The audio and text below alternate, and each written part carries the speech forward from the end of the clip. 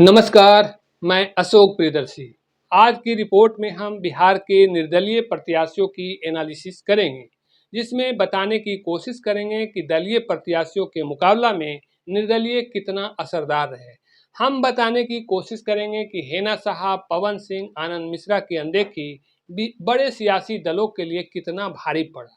हम बताएंगे कि बिहार से लोकसभा में 14 सालों से निर्दलीय का वनवास था, जिसे पप्पू यादव ने कैसे खत्म किया।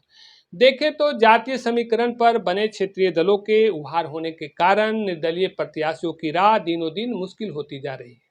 यही कारण है कि बिहार में लोकसभा चुनाव 2009 और 2010 के उपचुनाव के बाद कोई भी निर्दलीय लोकसभा में प्रतिनिधित्व नहीं कर पाए। 2009 में बांका से दिग्विजय सिंह और सिवान से ओम प्रकाश यादव निर्वाचित हुए थे। इसके बाद दिग्विजय सिंह के दिवंगत हो जाने के बाद 2010 में उनकी पत्नी पुतुल देवी बांका से निर्दलीय निर्वाचित हुई थी। लंबे अंतराल के बाद पूर्णिया से राजेश रंजन और पप्पू यादव निर्वाचित होकर करीब 14 सालों के बाद लोकसभा में बिहार के निर्दलीय के वनवास को खत्म किया है। कहने का मतलब कि 2010 के बाद बिहार में कोई निर्दलीय नहीं निर्वाचित हुए और लोकसभा में क्षेत्र का प्रतिनिधित्व नहीं कर पाए। 2024 में नया नाम बिहार से पप्पू यादव का शामिल हुआ। ये बिहार के 17वें निर्दलीय सांसद हुए। देखें तो 1952 से 2019 तक बिहार से 16 निर्दलीय निर्वाचित हुए थे। पप्पू यादव की जीत से लोकसभा में न सिर्फ बिहार के निर्दलीय का सूनापन खत्म हुआ है, बल्कि पप्पू यादव ने एक रिकॉर्ड भी स्थापित किया। कुल 17 दफा निर्दलीय निर्वाचित सांसदों में हैट्रिक का रिकॉर्ड पप्पू यादव के नाम दर्ज हुआ है। बिहार के निर्दलीय सांसदों का पिछला रिकॉर्ड को देखें तो 2 दफा से अधिक अब तक कोई नहीं निर्वाचित हुए थे। कमल सिंह 1952 में शाहाबाद नॉर्थ वेस्ट और 1957 में बक्सर से दोबारा निर्वाचित हुए थे। ए.के. राय धनबाद से 1977 और 1980 में निर्वाचित हुए थे। आमतौर पर निर्दलीय को भोटकटवा के तौर पर माना जाता रहा है, लेकिन 2024 के चुनाव में कई जगहों पर निर्दलीय की एंट्री काफी प्रभावकारी रहा है। पूर्णिया में पप्पू यादव, सिवान में हेना साहब, काराकाट में पवन सिंह, बक्सर में आनंद मिश्रा, दद्दन पहलवान, सुपौल में बैजनाथ महतो, वैशाली में विक्की कुमार, शिवहर में अखिलेश्वर श्री वैष्णव और सीतामढ़ी में सैकिया नवाज अजमत, नवादा में विनोद यादव, गुंजन सिंह जैसे कई उदाहरण हैं जिनकी एंट्री काफी असरदार रहा है। कई जगहों पर तो दलीय प्रत्याशियों को मुकाबला से बाहर कर दिया। खासकर पप्पू यादव ने तो जदयू के संतोष कुशवाहा को 23,847 मतों के अंतर से पराजित किया। पप्पू यादव को 5,67,565 मत मिला, जबकि संतोष कुशवाहा को 5,43,709 मत। जबकि राजद की बीमा भारती तीसरे स्थान पर चली गई, जिन्हें मात्र 27,120 मत मिला, जो नोटा से मात्र 3,286 मत अधिक है। देखें तो निर्दलीय पप्पू यादव ने जदयू के संतोष कुशवाहा को जीत का हैट्रिक लगाने से रोक दिया। दूसरी तरफ पप्पू यादव निर्दलीय प्रत्याशी के तौर पर जीत का हैट्रिक लगाने में कामयाब हो गए। संतोष कुशवाहा 2014 से पूर्णिया के सांसद थे। यह तीसरा अवसर था। दूसरी तरफ पप्पू यादव 2024 के पहले 1991 और 1999 में भी पूर्णिया से निर्दलीय निर्वाचित हो चुके हैं। वैसे पप्पू यादव की संसदीय जीत का शिखर है। पूर्णिया से एक दफा समाजवादी पार्टी से भी निर्वाचित हुए थे, जबकि 2 दफा मधेपुरा से राजद से निर्वाचित हुए थे। देखें तो इस दफा पूर्णिया में पप्पू यादव की लड़ाई बहुत आसान नहीं थी। एक तरफ एनडीए की ओर से पीएम नरेंद्र मोदी और सीएम नीतीश कुमार के उम्मीदवार संतोष कुशवाहा थे, तो दूसरी तरफ इंडी गठबंधन की ओर से कांग्रेस के लीडर राहुल गांधी और राजद प्रमुख लालू प्रसाद यादव के उम्मीदवार बीमा भारती थी। चुनाव के समय पप्पू यादव को चुनाव लड़ने से रोकने की भी कोशिश हुई। पप्पू यादव ने अपने दल जन अधिकार पार्टी को कांग्रेस में विलय कर दिया था, लेकिन राजद ने पूर्णिया सीट नहीं छोड़ी। पप्पू यादव के समझ पूर्णिया से बेदखल होने की नौबत आ गई थी, लिहाजा पप्पू यादव निर्दलीय उतर गए। बिहार के पूर्व डिप्टी सीएम और राजद लीडर तेजस्वी यादव ने पूर्णिया की एक सभा में यहां तक कह दिया था कि राजद उम्मीदवार को वोट दें, अन्यथा एनडीए को वोट कर दें। जाहिर तौर पर तेजस्वी यादव की नाराजगी इतनी गहरी थी कि राजद हार जाए, लेकिन पप्पू यादव नहीं जीत पाए। लेकिन तेजस्वी की यह बात पप्पू यादव को फायदा कर गया। लोगों की सहानुभूति बढ़ गई। फिर पप्पू यादव की लोकप्रियता ने दोनों गठबंधनों के नेताओं पर भारी पड़ी और पूर्णिया से पप्पू यादव निर्दलीय उम्मीदवार की रूप में हैट्रिक लगा दी और राजद उम्मीदवार बीमा भारती की जमानत जब्त हो गई। देखें तो 2024 में पप्पू यादव अकेले ऐसे नेता नहीं रहे जिन्होंने दलीय प्रत्याशियों को सबक सिखाए। सिवान का ही उदाहरण ले, बाहुबली मोहम्मद शहाबुद्दीन की पत्नी हेना साहब निर्दलीय चुनाव लड़े, लिहाजा राजद प्रत्याशी और बिहार विधानसभा के पूर्व अध्यक्ष अवध बिहारी चौधरी मुकाबला से बाहर हो गए। वे तीसरे स्थान पर चले गए। हालांकि इस सीट पर जदयू की विजय लक्ष्मी देवी 92,857 मतों के अंतर से निर्वाचित हुए, लेकिन हेना ने जदयू और राजद को कड़ी टक्कर दी। विजय लक्ष्मी को 3,86,508 मत मिले, जबकि हेना को 2,93,691 मत। जबकि राजद प्रत्याशी अवध बिहारी चौधरी तीसरे स्थान पर रहे, जिन्हें 1,98,823 मत मिला। दरअसल हेना को इस दफा कई वर्गों का वोट मिला, इसलिए निर्दलीय होने के बावजूद कड़ी टक्कर दी। बता दें कि सिवान सीट पर मोहम्मद शहाबुद्दीन 1996 में जनता दल और 1998, 99 और 2004 में राजद से सिवान के सांसद निर्वाचित हुए थे। मोहम्मद शहाबुद्दीन के सजाप्ता होने के बाद हेना साहब 2009 से संसदीय चुनाव लड़ती आ रही हैं, लेकिन जीत नहीं दर्ज कर पाई। हेना साहब की यह चौथी हार है, लेकिन यह पहला अवसर है जब वह निर्दलीय थी। इसके पहले वह राजद से लड़ती थी।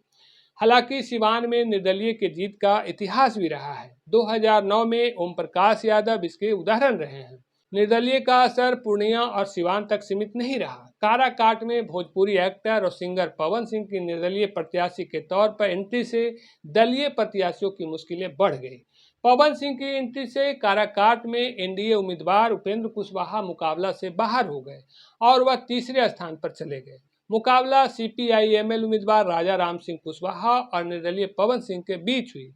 पवन सिंह 1,05,858 मतों के अंतर से पराजित हो गए, लेकिन पवन सिंह के कारण सीपीआई-एमएल राजा राम सिंह की राह आसान हो गई। देखें तो राजा राम सिंह 1989 से लोकसभा का चुनाव लड़ते आ रहे हैं।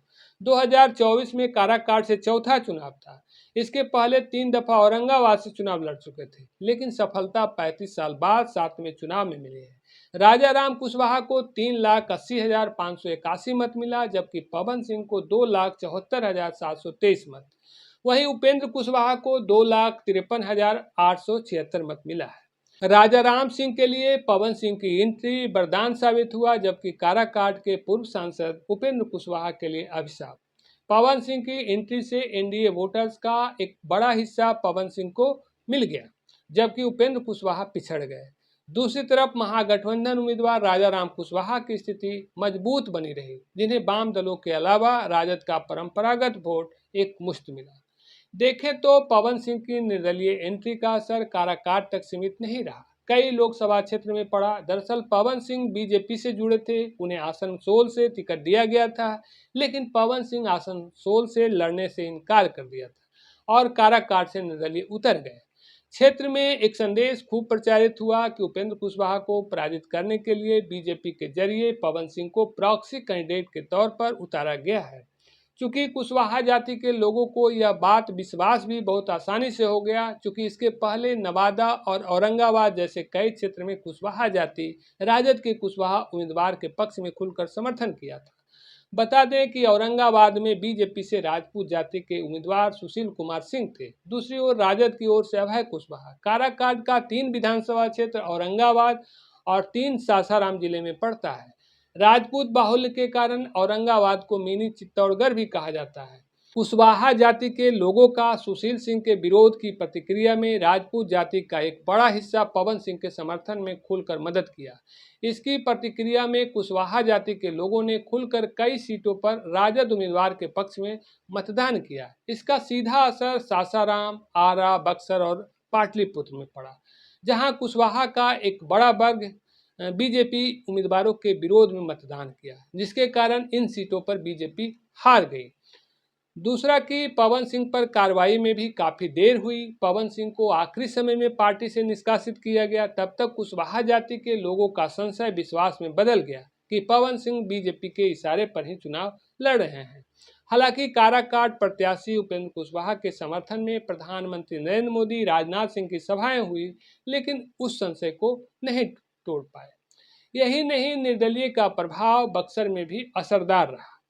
बक्सर बीजेपी का गढ़ रहा है, लेकिन पूर्व आईपीएस आनंद मिश्रा के निर्दलीय उतरने से वह गढ़ भी ध्वस्त हो गया। आनंद मिश्रा को 47,409 मत मिला, जबकि बीजेपी प्रत्याशी मिथिलेश तिवारी की हार का अंतर 30,091 मत।